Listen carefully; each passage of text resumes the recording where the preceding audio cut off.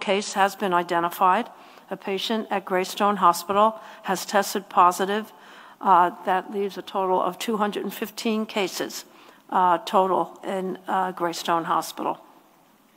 The daily percent positivity as of October 1st is in New Jersey 2.62%, the northern part of the state 2.18%, central 3.30%, and the southern part of the state 2.56%.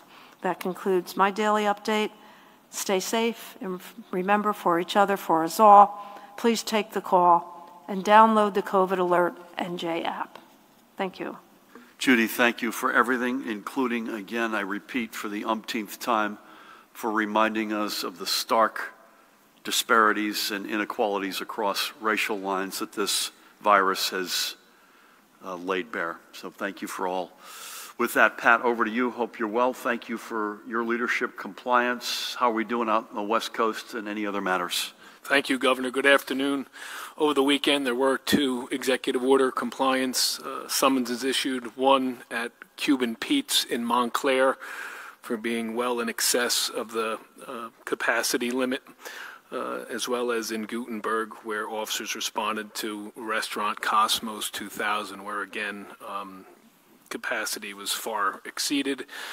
With regard to our DEP Forest Fire Service, they are still out there in California. We are working with the California Office of Emergency Management to see if they are going to extend that deployment.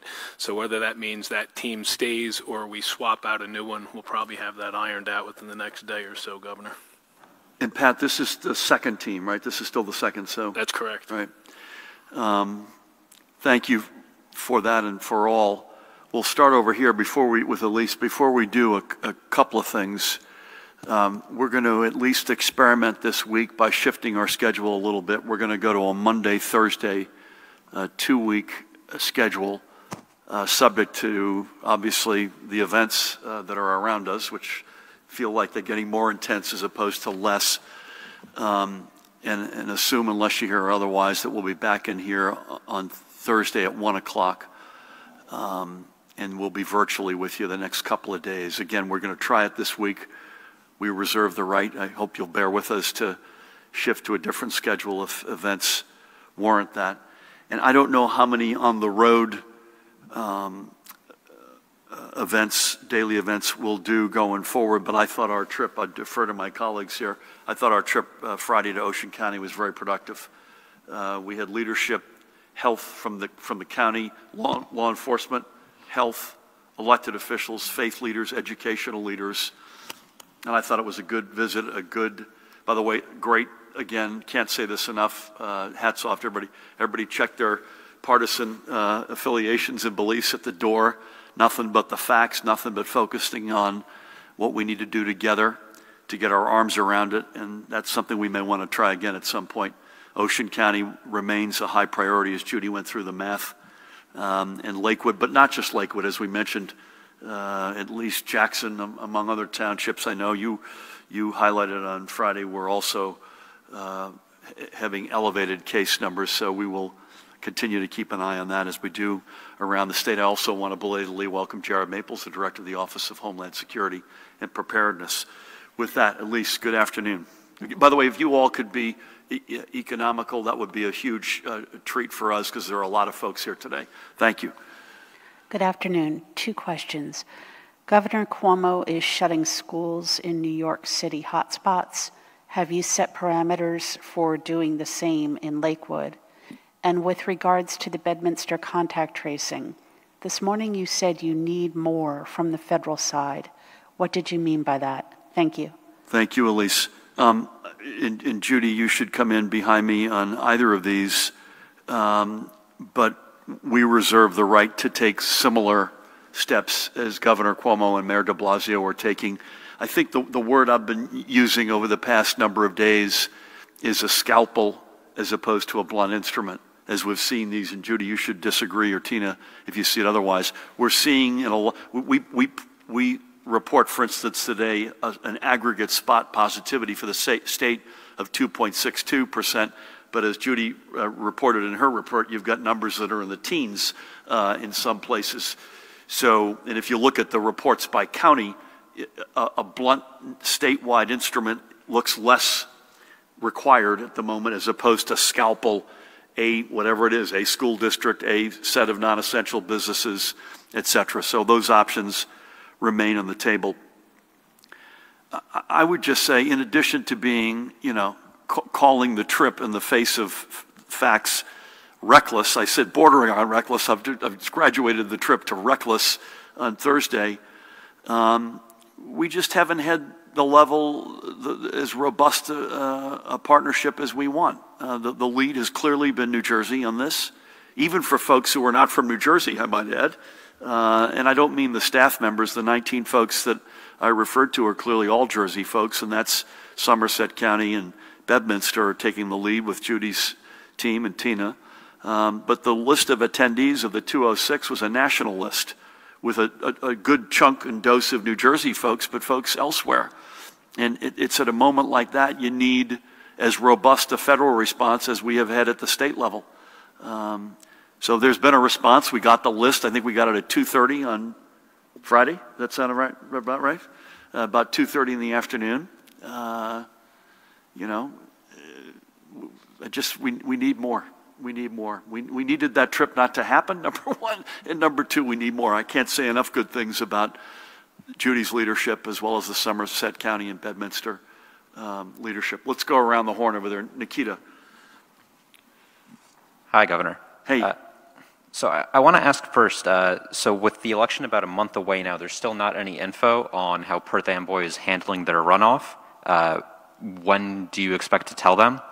And then at this point, have you read, skimmed, been briefed on, or otherwise been informed on the contents of the report that the State Commission on Investigation released last week that said that your administration was aware of nepotistic hiring practices at the SDA? Yeah.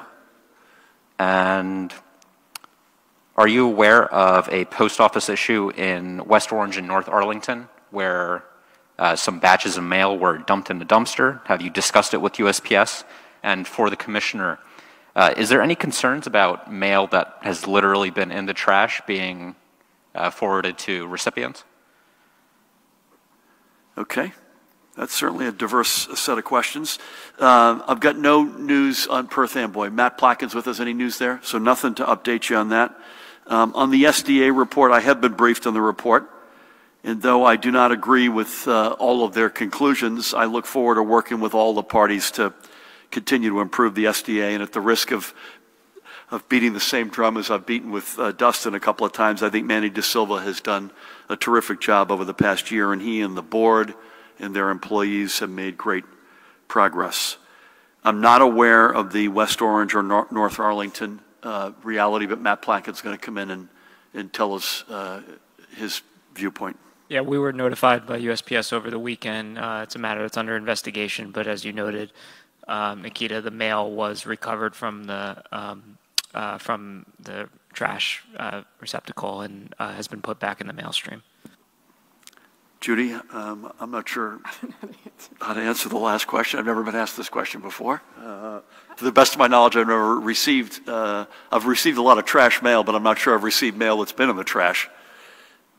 Well, if you do receive mail that's been in the trash, open it, but wash your hands before and after, and dispose of the outer envelope appropriately.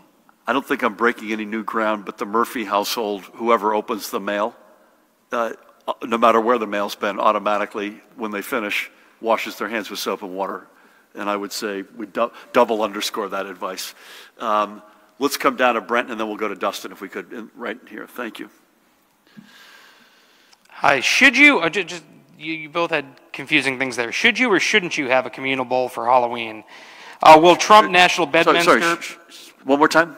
Should you or should you not have a communal bowl for Halloween? You should not have a communal bowl. Should not? Okay. Should not. Will Trump Bedminster be closed for cleaning because statistics show people of color are more likely to hold jobs as waiters and chefs there? What worries do you have for communities that may have been already disproportionately hurt by the coronavirus, by that event? Oh, but communities that were over-anxious? Communities of color overwhelmingly hold more jobs as Yep. chefs and waiters. How are you concerned about that after the Trump event?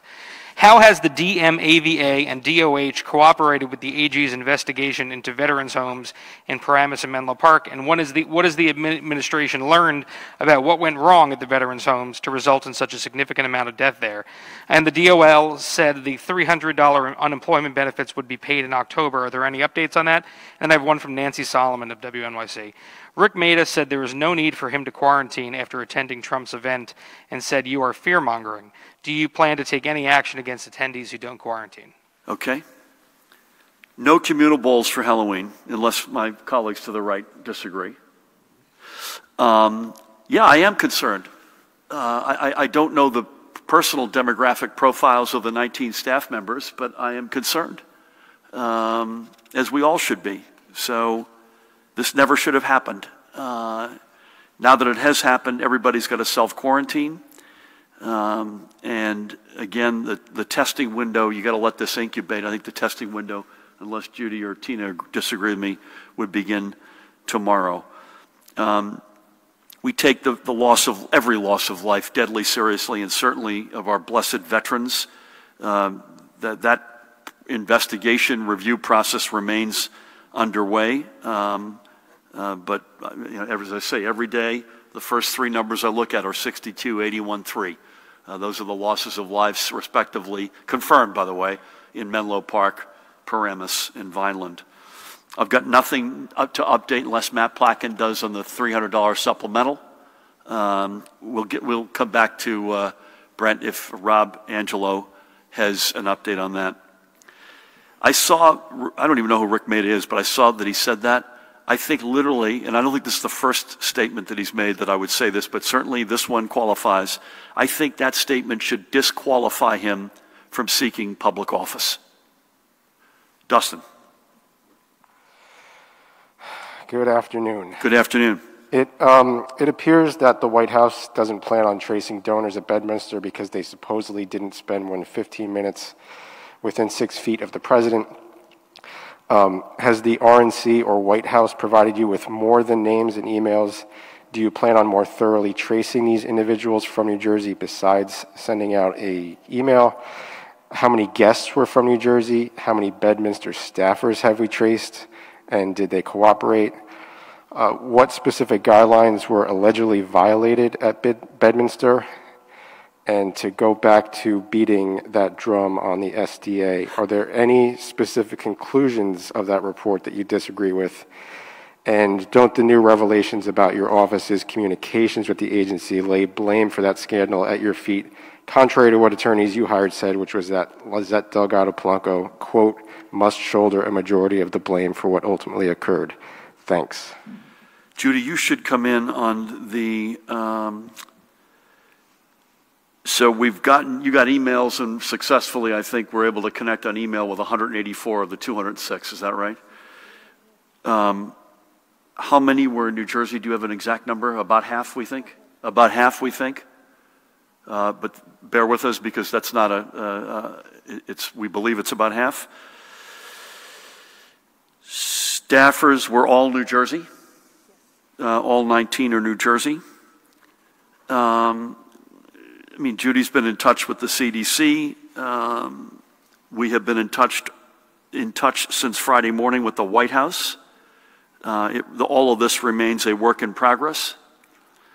And guidelines that were violated, as described to us, potential guidelines were too many people indoors. I don't think there was an outdoor guideline violated to the best of our knowledge, but that's to the best of my knowledge. But there may well have been exceeding capacity inside. There's been some discussion that there was buffet-like food setups. The buffets are prohibited in our state. You can have food service, but you have to be at your place and it has to be brought to you.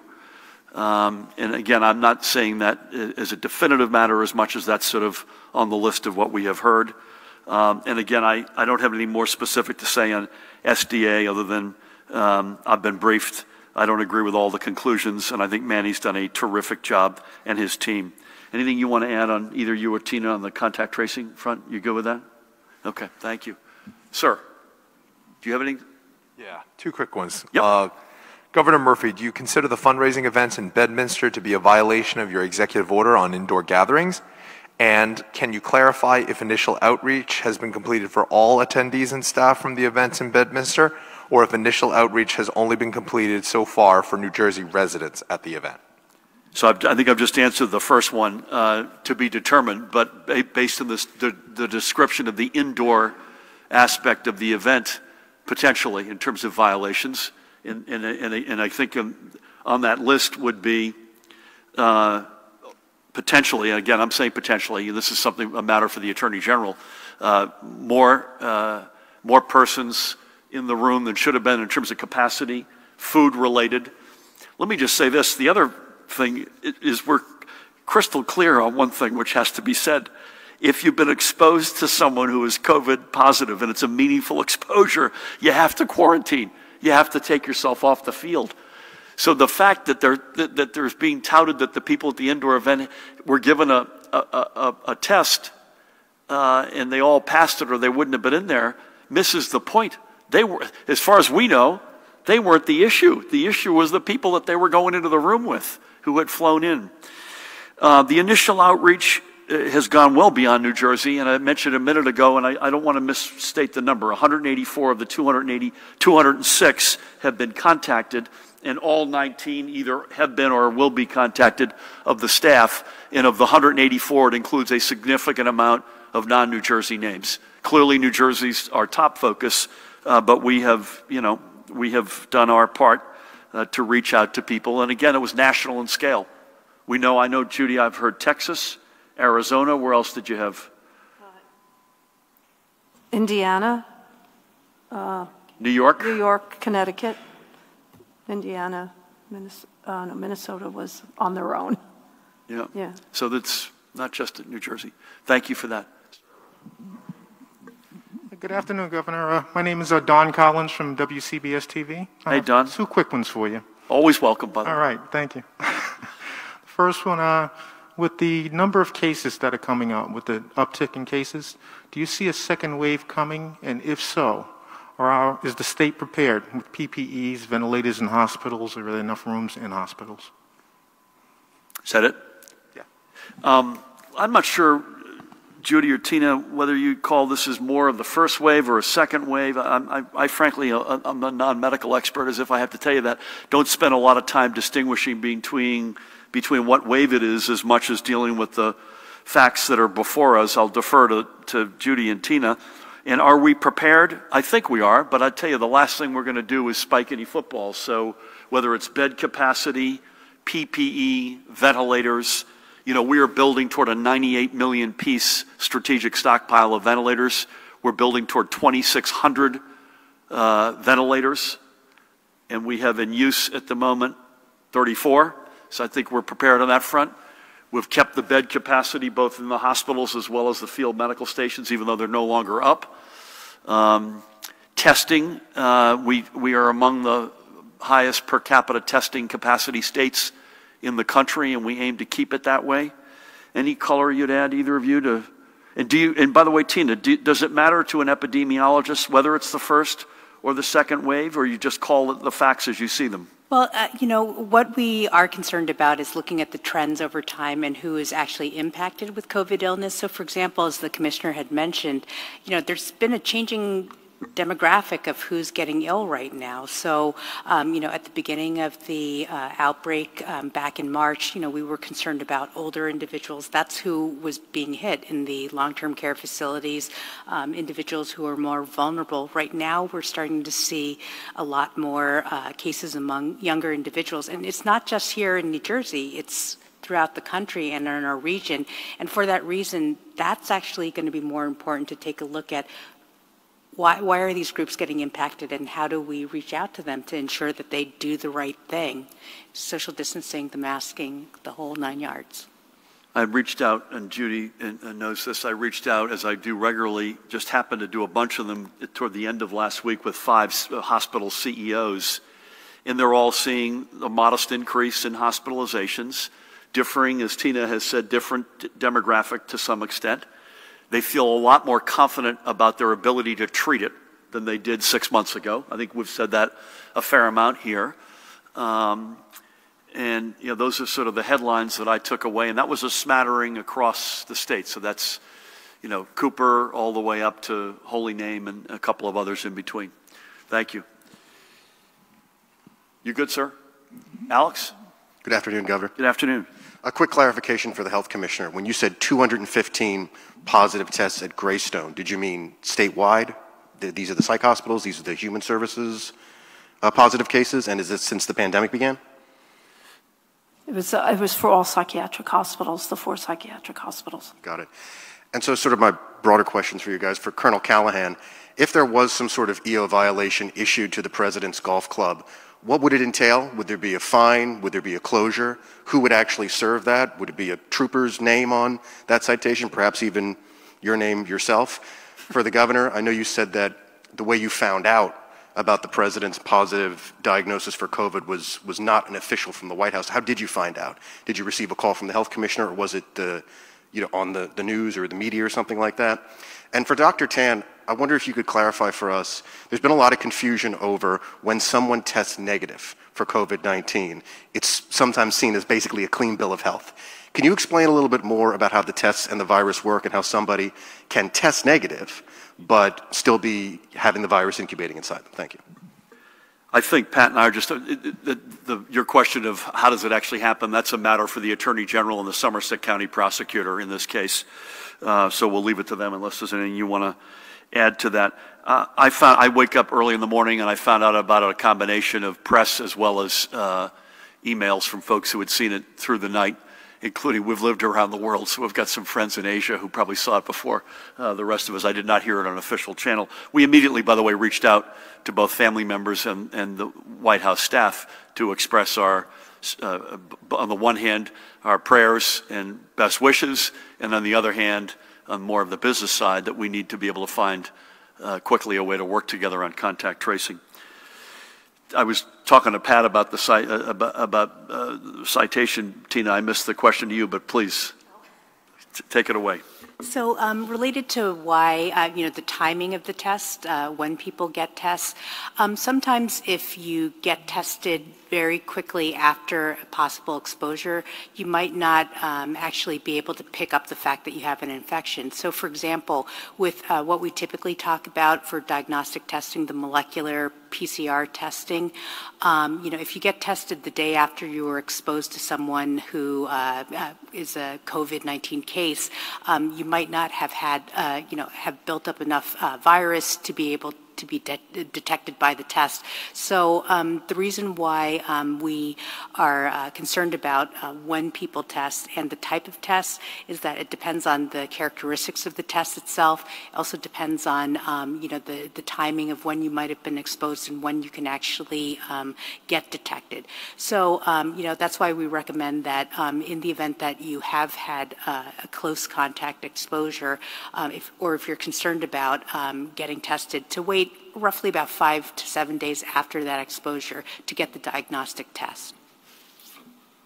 It's common sense, I guess, right? I mean, that's sort of the way a virus would incubate, even if it weren't COVID, right? That's just the other thing, too, is that we recognize that the incubation period is roughly 1 to 14 days. But what we've been finding from a lot of the reports of the COVID cases throughout the country as well as worldwide, the median time when you start seeing people turn positive is roughly around the 5 to 7 day window, which is why we're making that recommendation. Okay, thank you, Tina. Thank you, Alex. Catherine, is that you back there? Yeah, how are you doing? Well, I could barely see you, but I know it's you. Thanks. So I know you don't want to talk specifically about the investigation at Bedminster, but is there any way you could just talk a little bit about, what an investigation into social distancing typically looks like how long it could take, and what kinds of penalties could we see? And then to the governor, you mentioned using a scalpel approach to new restrictions as opposed to a broad mandate potentially. What might those restrictions look like, and have you spoken with local community leaders to that end? And then, Governor, could you just clarify, have you received any more phone numbers or addresses for the attendees at Bedminster? Thank you. Yep. Catherine, just give me one more second on your first one. So, you said, we can't talk about the investigation, but I just wanted to make sure. I was just curious if you could just talk generally about like what a typical investigation into social distancing could look like. Like how long does it take? I see. What kinds of penalties are issued? Just to give us a sense of like what. You don't mean health, you mean enforcement. Enforcement, correct. Yeah. I mean, I assume, and Matt should weigh in here as a general matter, you're going to look at whether or not any of our executive orders were violated. So I mentioned 2 potential. And again, it's just to be determined. I'm not the Attorney General, and that's something, as Pat reminds me, him with the Somerset County prosecutor would be taking the lead. But 2 potential would be, how many people did you have in a room relative to the capacity of that room? And we're pretty clear that our indoor limits are the lesser of 25% or 150. That's one.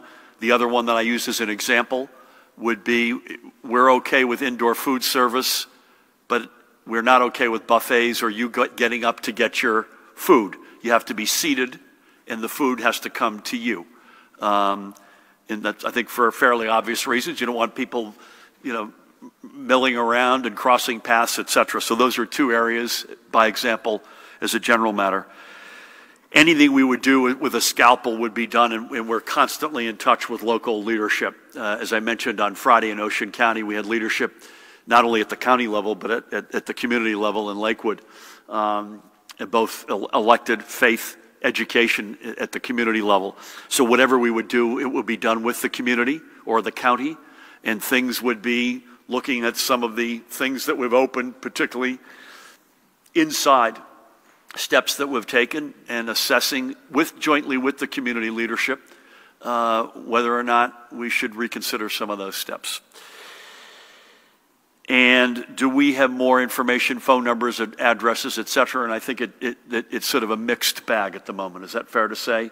So with staffing, I think we have what we need. I don't want to put words in your mouth. And it's a mixed bag as it relates to the attendees, including folks, as I mentioned a few minutes ago, there's a big chunk from New Jersey, but there's a big chunk from outside New Jersey. Dave, good afternoon. Hi, Governor. How are you? After President Trump tested positive for COVID, there was a lot of shock and people seemed to be really jarred. And do you think it's refocused the whole COVID issue for us here in New Jersey? I personally noticed going shopping in a supermarket over the weekend, I did not see one person wearing the mask under the nose, which was actually shocking. Wow. And people just, it felt a little different. Yeah. What's your feeling about this? Is this perhaps the silver lining in this whole situation, that it would refocus us and remind us, even the President of the United States who's rushed to the hospital could have a problem here? I know you mentioned that the Attorney General's office is looking into the possible violations of the executive orders in New Jersey. Have you spoken to the AG about this? And, would you be confident that he's going to take appropriate action, and do we have any idea how long this could take? And then, final question on the bear hunt. Could you talk a little bit about your philosophy about the necessity or not necessity for a bear hunt? And I know you said the Fish and Game Council is going to take up a proposed amendment to change the state's game code. Why are you so sure about that? Have you directed them to do this? How does that work? Thank you. All good questions. I think on your first question, I think it has. And I please God everyone gets better here. We've reached out, as I said, to both family, to staff. I exchanged notes with Governor Christie on Saturday, my wife with his wife. And we've reached out to folks in his orbit. Please God, everybody gets through this alive and well and healthy. There's no silver lining to a loss of life. There just isn't. So no matter how much it may have raised awareness, please God, let's get everyone, the President, the First Lady, everyone who's been infected.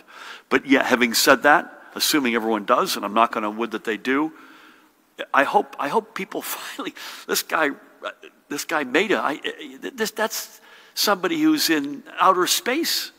I think and pray that that's an exception. I think anybody who's reasonable, anybody who accepts just any amount of, we have to base any decisions on science and data and facts. It's the evidence is so overwhelming what works on the one hand, it's basic stuff, and then on the other hand, what puts you at risk. And indoors, close proximity, no face covering, with folks, if that weren't enough, with folks who are COVID positive, that to me is a bad cocktail, Judy and Tina, right? Secondly, the AG, I haven't been in touch, but that should not be any significance or news, because I respect, and we have since the moment one, the independence of that office, and it needs to be that way. I assume he's looking at the same facts that we're looking at, and again, some of this is to be determined. I'm not jumping to conclusions even myself. My philosophy has been on the bear hunt, and Matt Placken will give you a little bit more color in terms of the specifics on the council.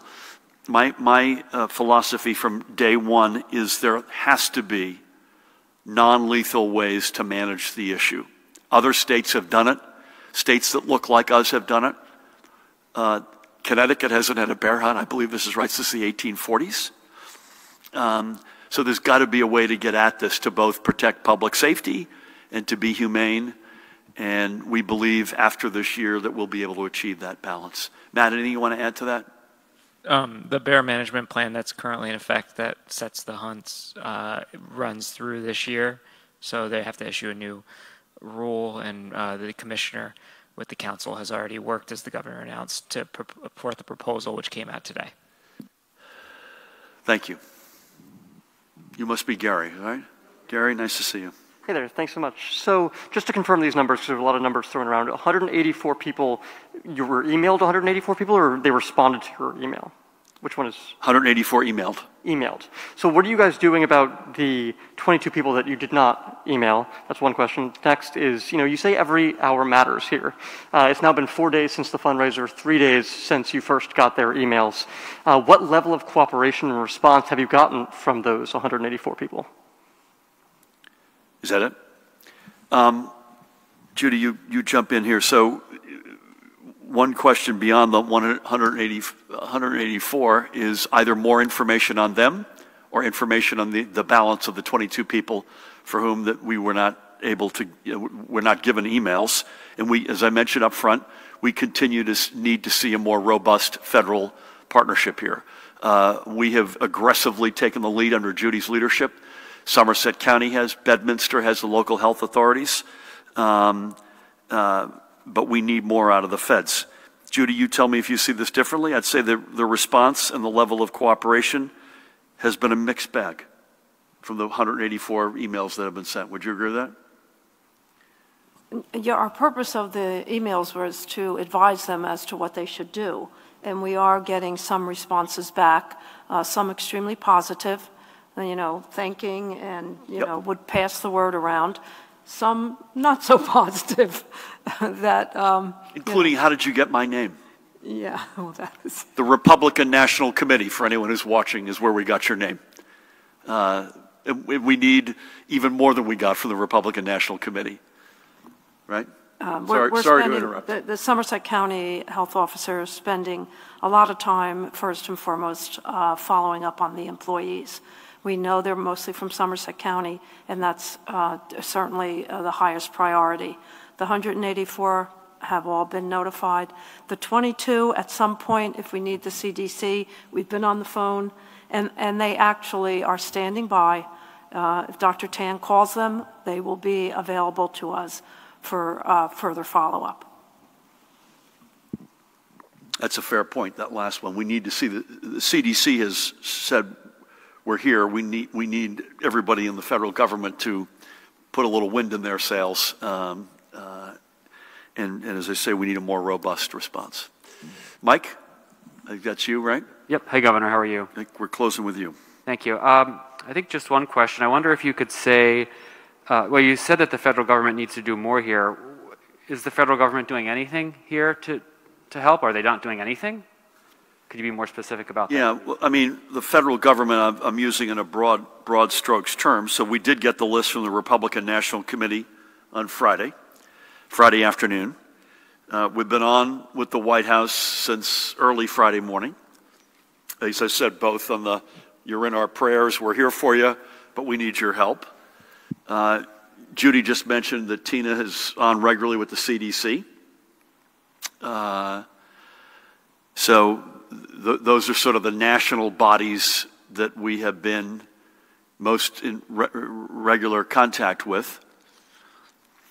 And again, we need to see more. I don't know how else to put it.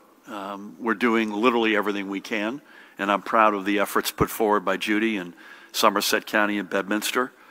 And again, I put a lot more strength in terms of where we would expect to see positive connections with the New Jersey side of this equation. The national piece is particularly where we need their help. Probably goes without saying, but even in New Jersey, among the attendees, if you've got an email address, that email address, if that's all you've got, that doesn't tell you completely the information about where you may live or not. But again, we need to see more out of the federal side. And again, I can't say this enough. We could speak out of both sides of our mouth, and I will. We wish everybody who's been infected, beginning with the President, the First Lady, Governor Christie, anyone else who's been infected, we wish them nothing but a speedy recovery, full recovery. They are in our deepest thoughts and prayers. But as it relates to the event that took place on Thursday in New Jersey, with the knowledge that they had before they left for New Jersey, that there was exposure to a COVID positive individual, that trip was completely unacceptable, completely reckless, and completely uncalled for. And we're having enough trouble dealing with what we're dealing with inside the four walls of Jersey, as we've been very clear and transparent about in places like Ocean County. In higher education, we haven't hit that hard today, Judy, but we've had Rowan, we had Rutgers, we got Monmouth in my county. We already have challenges. We don't need folks coming in knowingly exposed to a COVID positive individual and then be in the midst of a couple of hundred people in New Jersey. That's the last thing we need. So with that, I'm going to mask up. Speaking of giving the advice, Pat beat me to it. That's not the Halloween mask. It's that plus. Judy and Tina, as always, thank you. Pat, likewise. Jared, Matt, Mahan, the whole team.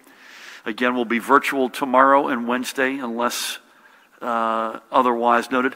I should say this, someone who's been very helpful to us over the past 7 months is in New Jersey, I believe, still tomorrow. And that is, to the best of our knowledge, Dr. Deborah Birx will be here. And Judy, you and I will be with her in part. I think I'm going to be with her at the Rutgers piece. Pat will as well. Fantastic. And she's been very helpful, and she's got a particular focus on higher education. And as I mentioned a minute ago, and Judy's spoken about several times, that continues to be a hotspot area for us. So to everybody out there, please thank you for everything you have done. I think, Dave, to your question, let's hope this is the silver lining. Let's hope everybody gets well. And the silver lining is we may have broadened, please God, that we've broadened the public acceptance of the basics that we have to adhere to. Social distancing, face coverings, washing hands with soap and water, taking yourself off the field if you're symptomatic, if you test positive, if you've been around someone who tests positive. Those are the basics. Bless you. That's all we've got right now. I hope we have a therapeutic sooner than later. I hope we have a vaccine that's efficacious, scalable, safe sooner than later. And I believe at some point we will. But until then, that's the hand that we have to play. Let's keep playing it. God bless you all.